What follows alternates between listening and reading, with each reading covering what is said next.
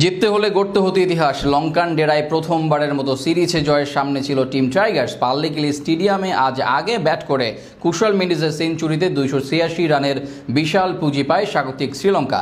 জবাব দিতে নেমে শুরুতেই মুখ থুবড়ে পড়ে বাংলাদেশ। মাঝে অবশ্য আশার প্রদীপ হয়ে ধরা দেন তাওহিদ হৃদয়। সেখান থেকে ম্যাচের ফলাফল নিয়ে বিস্তারিত জানবো রিপোর্টে। বাকি ব্যাটারদের অবশ্য এতটা কষ্ট করে উইকেট হারাতে হয়নি। রীতিমতো লঙ্কান বোলারদের হাতে উইকেট উপহার দিয়ে যান তারা।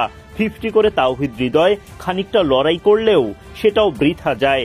ম্যাচের সাথে সাথে সিরিজটাও জিতে নেয় শ্রীলঙ্কা। শ্রীলঙ্কার দেয়া 286 রানের জবাবে ব্যাট করতে নেমে শুরুতেই চাপে পড়ে বাংলাদেশ। আশিতা ফার্নান্দোর করা ফুল লেংথের বলে বোল্ড হয়ে যান ওপেনার তানজিদ তামিম। 13 বল খেলে 3 বাউন্ডারিতে 17 রান করেন তিনি। দলের বিপদে হাল ধরতে নেমে নাজমুল শান্ত সুবিধা করতে পারেননি।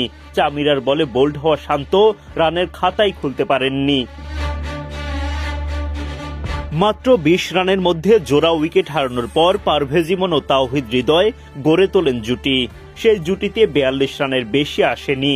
দুনিত ভেল্লালেগের বলে নিশান মাধুস্কার হাতে ক্যাচ দিয়ে বিদায় নেন ইমন। 44 বল খেলে এই ওপেনার করেন 28 রান।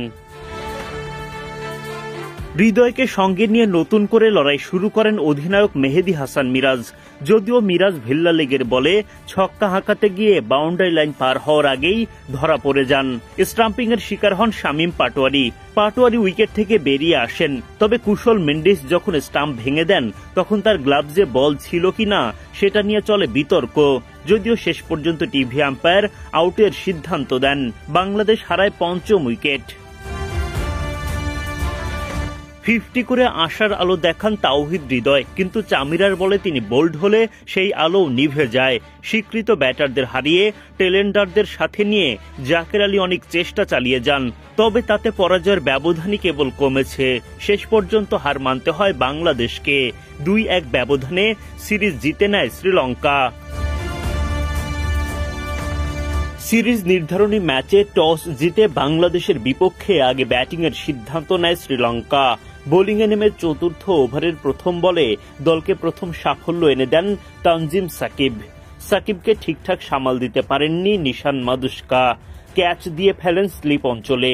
সেখানে দাঁড়িয়ে থাকা নাজমুল শান্ত দারুণভাবে লুফে নেন বল। শ্রীলঙ্কার দলীয় 13 রানে প্রথম উইকেটের দেখা পায় বাংলাদেশ।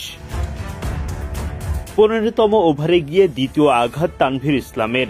তানভীরের বলে সুইপ করতে গিয়ে স্কোয়ার লেগে পারভেজ ইমনের হাতে ধরা পড়েন প্রথম নিশাঙ্কা। লঙ্কানদের 69 রানে নিজেদের দ্বিতীয় উইকেট পায় বাংলাদেশ। নিশাঙ্কা ফেরেন 47 বলে 35 রান করে। শ্রীলঙ্কা যখন দলীয় 100 রানে তখন তৃতীয় উইকেট শিকার করেন মেহেদী হাসান মিরাজ।